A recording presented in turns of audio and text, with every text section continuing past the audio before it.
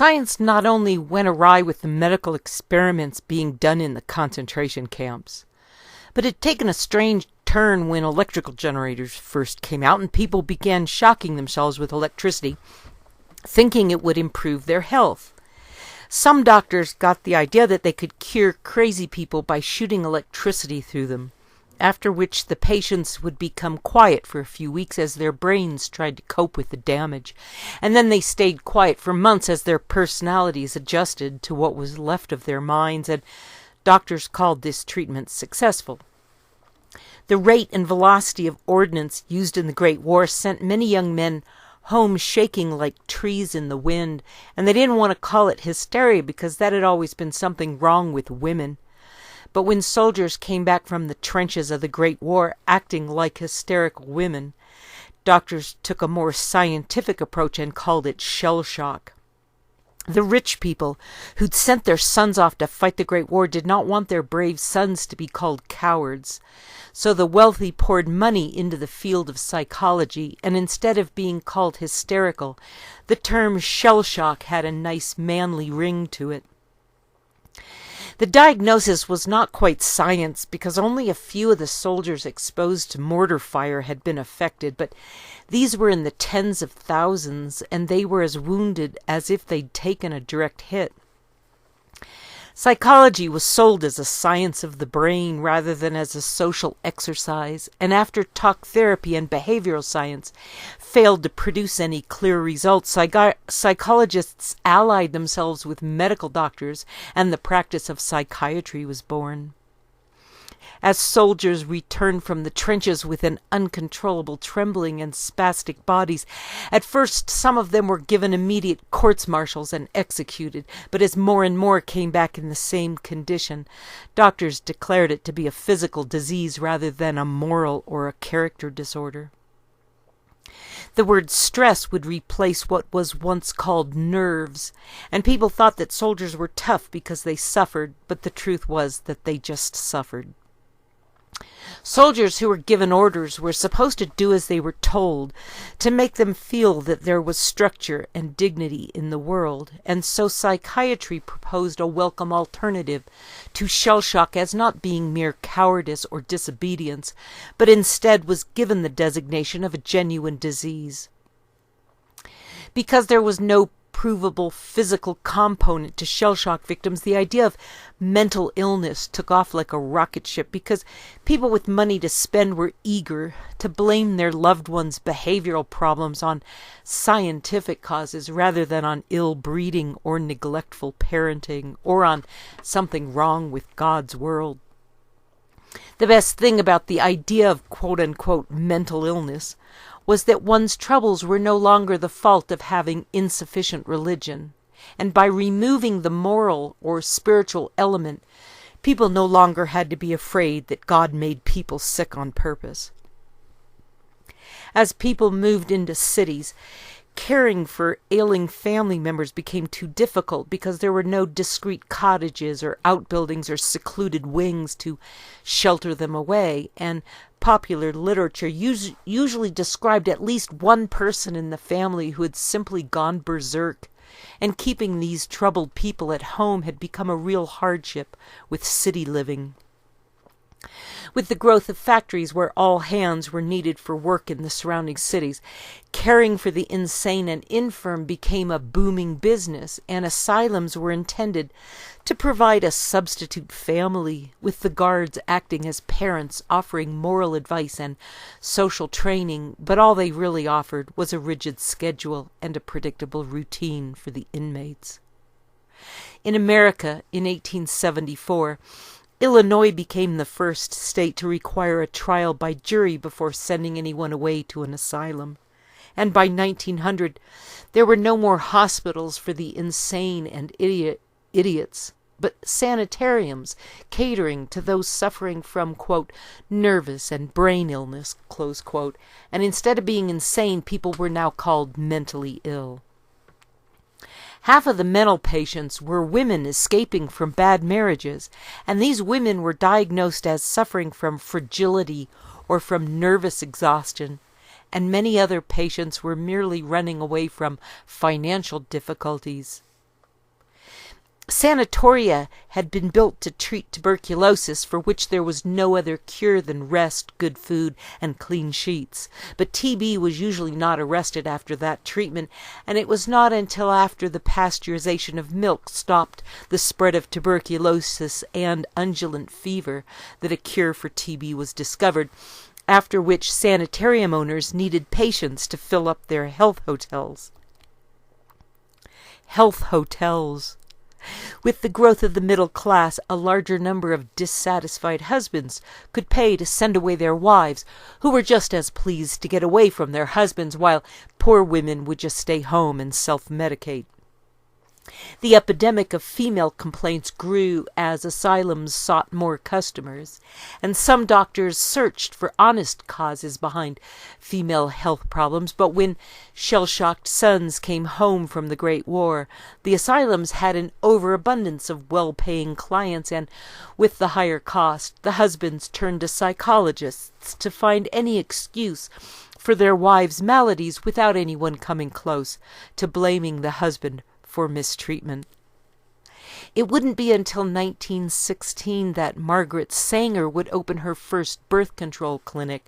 while in the countryside, families survived only if women bore the usual 11 to 17 children, because many hands were needed to keep the farms going, and half of those born would fail to survive into adulthood. The mental patients were given chloral hydrate that had been invented in Germany in 1832, and it was called knockout drops and was popularly used at parties in Mickey Finn's, so chloral hydrate had been the date rape drug of its day. Barbiturates were invented by Herman Fischer at the University of Berlin in 1903, and he named them after his girlfriend Barbara, and Bayer called it Veronal, and also made a phenobarbital they named Luminol that lasted longer. The pre-barbiturates had been around as early as 1864, and one of the places that came up with barbiturate therapy was the University of Turin, a very pleasant place to have a psychiatric clinic, and a Swiss doctor in Zurich used barbiturates to get his patients to listen while he talked at them, and the psychiatrists killed 1 out of every 20 people they treated with barbiturates. Psychiatrists tried enemas and they tried emetics, and they would give mental patients poison and let them be sick for an hour and then sleep. And in 1917, a mental patient with syphilis was given malaria 5 times and cured after suffering the fever 5 times. And they would treat the malaria with quinine after it had done its work. Other psychiatrists tried malaria on some mental patients, and the doctor who did it received the Nobel Prize in 1927, but his cure for mental illness turned out to be a fluke because his successes were found to be due to a placebo effect. Penicillin was discovered in 1929. That was a waste product of fungus, just as alcohol was a waste product of yeast. And Americans figured out how to mass-produce penicillin in 1944, and with penicillin there was no more plague of syphilis and no more lots of other diseases, and psychiatrists tried penicillin on their mental patients, but it did no good. A Hungarian came up with the crazy idea of inducing seizures to cure mental illness after observing that epileptics who'd gone crazy had fewer seizures. And this doctor dissected dead epileptics and dead schizophrenics and reported that their brains were abnormal. And in 1934, he started feeding camphor to his mental patients. The first person to receive the camphor treatment was a man who saw people waving at him, and he heard voices in his ears and in his stomach, and when he was camphorized, the patient just stayed in bed, and then he stopped eating, so they injected him with camphor 5 more times, after which he felt so good that he escaped from the institution and went home, where he found that the cousin living with his wife was not a relation of hers at all, but his wife's lover, and he beat them both up, and the doctor declared him cured. 5 years later, That doctor switched to cardiazole, that was a cardiac stimulant, and hospitals all over the world started using it along with another induced near-death experience called metrazole that caused convulsions. Alongside the drugs, doctors started giving depressed people electroshock therapy, which gave many a new outlook on life and had a calming effect on the rest. And the best thing about electroshock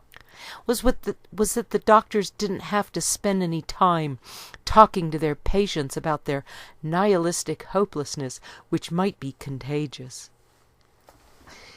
A Roman came up with a new kind of electroshock in 1938 while going to school at Turin under Nazi occupation. An electroshock was like being in a car accident, and he took his idea to Heidelberg before returning to Rome, where he started shocking dogs with electricity, and half of the dogs died, so the local dog catcher would come by regularly with animals for sale. The Roman figured that if he placed the electrodes on the dogs' temples, they didn't die. So he went to a psychiatric convention back in Germany with his discovery, where he announced that he wanted to try it on people, and nobody spoke out in opposition. All the best psychiatrists were in attendance, and so was a doctor named Cameron, who was working in Canada, who would end up as president of the American Psychiatric Association in 1952. Cameron worked at McGill University in Montreal and gave barbiturates to patients for 10 days, then made them listen to a tape loop that said, "Yes, my parents love me. Yes, I want to go home." It seemed to work, but the patients would forget their new programming. So he started giving them electroshock along with the barbiturates in order to empty their brains for the taped message. Cameron carried on with this for decades, doing more and more procedures until 3 years before his death in 1967. And in his last few years, the treatment would be done without the patient's knowledge. In a footnote about Cameron in Shorter's History of Psychiatry, it said that in the author's opinion, quote, "the CIA angle is irrelevant in that Cameron would have done exactly the same experiments without any CIA money," close quote. This footnote referred to a source for further reading, a book called In the Sleep Room, The Story of the CIA Brainwashing Experiments in Canada by Anne Collins, Toronto, Leicester and Orpin Denny's Limited, 1988. The Roman had returned to his research by going to the slaughterhouse to get pigs for his experiments, and he was trying to discern the margin of error between a convulsive dose and a lethal dose in 1938, when a 39-year-old man was arrested for wandering around the railroad tracks, and while he was lucid and knew where he was, the man claimed to be, quote, telepathically influenced, close quote. The prospect was also, quote, slovenly, close quote, and he hadn't had a bath in a while, so they shaved his head and hooked him up to their shocking machine, and the man didn't remember getting the first jolt, so they cranked it up, after which he lay on the floor for a minute, and then he started to sing. They cranked it up further, and he held his breath in a convulsive state for 48 seconds, and after 11 treatments at that dosage, they let him go, having convinced him that the telepathy and hallucinations had been from mental illness, and the man went back to work, but his wife said that he still accused her of being a whore and that he still talked to people who weren't there. Everybody thought this study proved a cure for mental illness, so a man who was half German brought the idea to England after stopping in Paris to show the psychiatrists the Romans' report, and a year later he brought the idea to America, where it became the #1 treatment in psychiatric hospitals by 1944. They added a muscle paralyzer and a painkiller and were able to make Fanny Farmer happy enough to put on lipstick again. And in A History of Psychiatry, Shorter said, Quote, one may question whether shock treatments do any good to the patients, but there can be no doubt that they have done an enormous amount of good to psychiatry. Close quote. A History of Psychiatry from the Era of the Asylum to the Age of Prozac by Edward Shorter, New York, John Wiley and Sons Incorporated, 1997.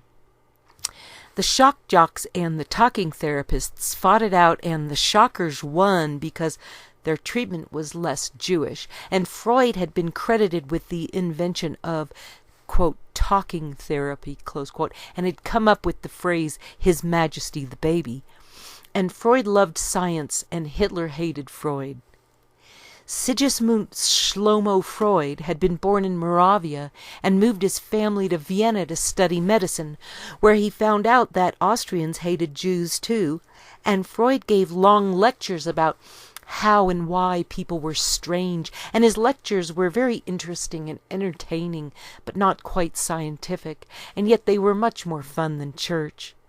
Freud would write as well as he lectured, and after publishing dozens of books and papers, Freud would die in 1939 at the age of 83, 3 weeks after Hitler invaded Poland. Charles Darwin had been an English hypochondriac who regularly visited spas, and Darwin would watch surgery before the days of anesthetic where people were gagged to stifle their screams, and Darwin wrote Origin of Species in 1859, 2 decades after the discovery of anesthetic. Darwin's idea of natural selection, or survival of the fittest, and survival of the fittest, appealed to people wanting to understand science rather than understand God, but people knew that Darwin was a secret transmutationist. With the Darwin idea, everything was blamed on genetics, especially crime and poverty, and this became the new science of genetics that was called eugenics. The Nazis thought that the ancient Greeks had been healthier than 20th century people, and they believed the human race was in decline. And German scientists saw people living in cramped cities having babies born deformed, and they worked out the math to show scientifically that if something weren't done, there would be a defective human for every 3 healthy ones within 50 years, and as word spread, eugenics became a holy war. Germany was ahead of the rest of the world in science, and the language of science was German, and their published reports about eugenics were being taken seriously all over the world. Immigrants coming to America were shorter and stunted, having come over to the New World out of hunger in the first place, and the U.S. government accepted the scientific idea of genetic inferiority and passed laws about marriage and sterilization, and Americans were warned not to breed with the starving immigrants. Germans thought the whole country would be locked up in asylums or horribly mutated within a few generations if they didn't start practicing genetic hygiene, and racism was strictly science in Germany, and it was understood that genetically inferior people could be used for their labor, but were not to mix with the general population. Jews with a criminal record were declared genetically unfit and sent to concentration camps for quarantine in everyone's best interests. And the way the racial science laws were written, all Jews automatically became criminals for medical reasons. The Japanese had asked for clarification about racial categories at the League of Nations before Hitler's war, but had been met with a wall of silence. And Japanese Americans were put into camps to protect them from other Americans, and many Jews would also believe the camps to be a safe temporary haven from those enlightened elites being scientific about the Jews' inferior genes. In America, IQ tests were created for use by the Army, but the questions were culturally biased and asked about brand names sold only in certain stores or products which only people in larger towns would be familiar from shopping in those stores or from reading certain magazines, and theories about the genetic inheritance of intelligence came out of these military IQ tests. The idea of progressive degeneration became all the rage, along with the theory that bad genes went worse fast, and if a child was born with a genetic disorder, the parents were sterilized and over 1 million procedures were done, even though many of the birth defects attributed to genetics had been the result of poor nutrition, although that would not be proved until 1932. Whether or not nutritional deficiencies were a major cause of birth defects, paying for the care of degenerates and cripples was thought to be an unacceptable burden in the face of unemployment and the inflation. And then with the high cost of Hitler's war, it seemed more scientific and humane to simply put damaged and genetically unfit people out of their deplorableness. Elite Nazis had to prove their genetic history back to 1750, and euthanasia of the incurables would not start until 1939, and these would be given formaldehyde before entering the scientific gas chambers.